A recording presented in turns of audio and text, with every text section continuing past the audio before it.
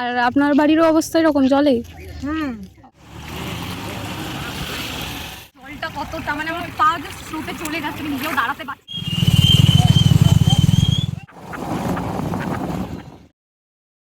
High, welcome back to মৌমিতার একদিন channel. আজকে আমি আর আমার বৌদি মিলে যাচ্ছি আমি তো পশ্চিম মেদিনীপুরে থাকি, তোমরা অনেকেই জানো।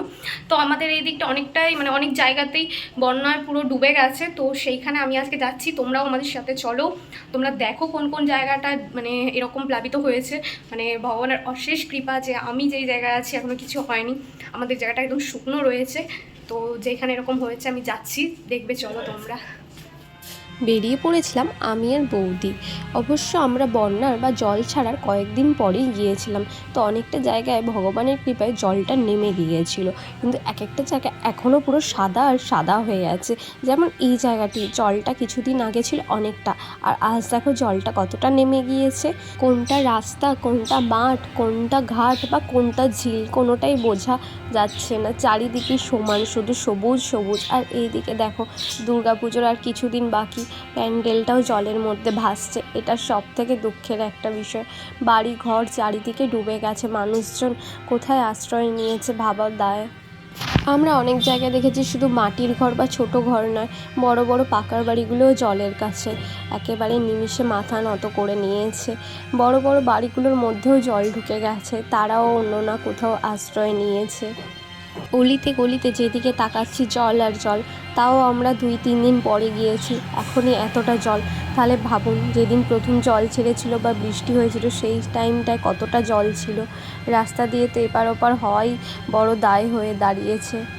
কিন্তু একদিক দিয়ে যেমন এরকম বিপদের সম্মুখীন হতে হচ্ছে, তেমনি অন্যদিকে ওনারা আবার জীবিকা নির্বাহের জন্যও ব্যস্ত হয়ে পড়েছে। রাস্তার মাঝখানেই শুরু হয়ে গেছে মাছ ধরা। এক একটা বাড়ি দোকানে জল ঢোকার দরুন তারা দোকান বন্ধ করে রেখেছে। জানি না এই জল কবে নামবে, আবার কবে তারা নতুনভাবে দোকান খুলে ব্যবসা শুরু করবে।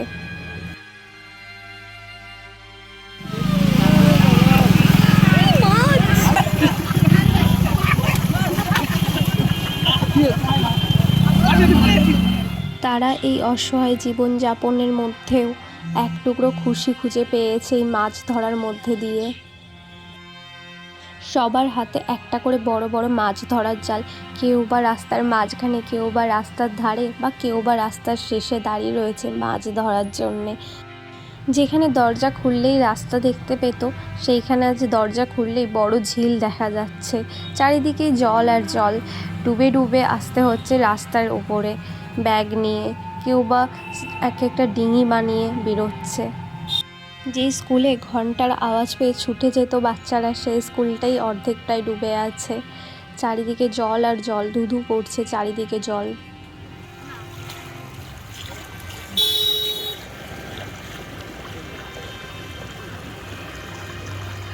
জলটা কতটা মানে আমার পা জাস্ট স্রোতে চলে যাচ্ছে, আমি নিজেও দাঁড়াতে পারছি না। কেউ কেউ ভেবেছিল পুকুরের মাছগুলো এবছর বিক্রি করে খুব ভালো লাভ হবে, আর সেই লাভে পুজোটা খুব ভালোভাবে কাটাবো, ছোট ছোট বাচ্চাদের জামা কাপড় কিনে দেবো। কিন্তু না, এক নিমিষে কি মাছ উঠেছে? মাছ পড়েনি? কখন থেকে জাল পাচ্ছেন? আর জল অনেক দিন রয়েছে?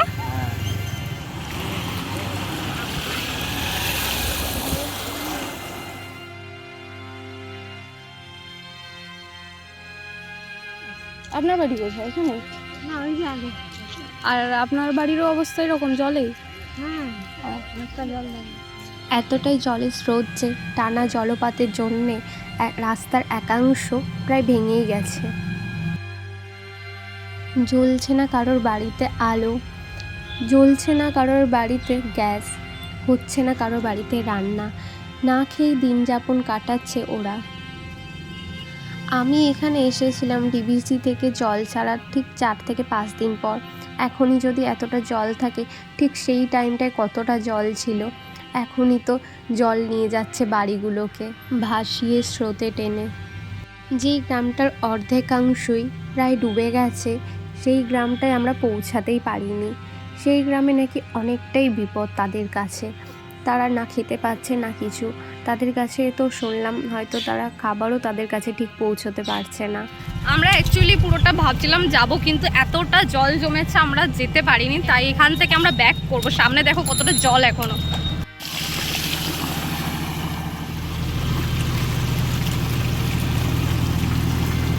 ভাবা যায় বাড়িটার অবস্থা কি,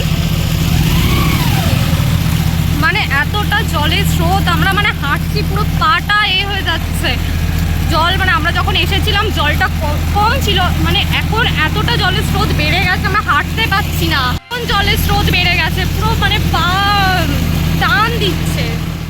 যত সন্ধে বাড়ছে রাত বাড়ছে যেন জল বেড়েই চলছে। তাই আমরা আর দেরি না করে বেরিয়ে পড়েছিলাম বাড়ি যাওয়ার উদ্দেশ্যে। শুধু এইটুকুই যাওয়ার সময় প্রে করবো বা সবসময় করব যেন তাড়াতাড়ি জল নেমে যায়, তারা আবার সুস্থ স্বাভাবিক জীবনযাপন করতে শুরু করে। Pray for West Medinipur. শুধু পশ্চিম মেদিনীপুরেই নয়, পূর্ব মেদিনীপুরে এর থেকেও ভয়ানক অবস্থা। তাই আমরা যারা সাহায্য করতে পারবো না, চলুন একসাথে সবাই মিলে প্রার্থনা করি। শুনেছি একসাথে প্রার্থনার নাকি অনেক ক্ষমতা, সব নাকি ঠিক হয়ে যায়। আজকের ভিডিওটা এই পর্যন্তই। দেখলে তোমরা আমরা কত দূর গিয়েছিলাম, বাকিটা যেতে পারলাম না। তো ভিডিওটা কেমন লাগলো, ভালো লাগলে জানিও, লাইক শেয়ার সাবস্ক্রাইব কিন্তু করে দিও। দেখানোর জন্যে টাটা।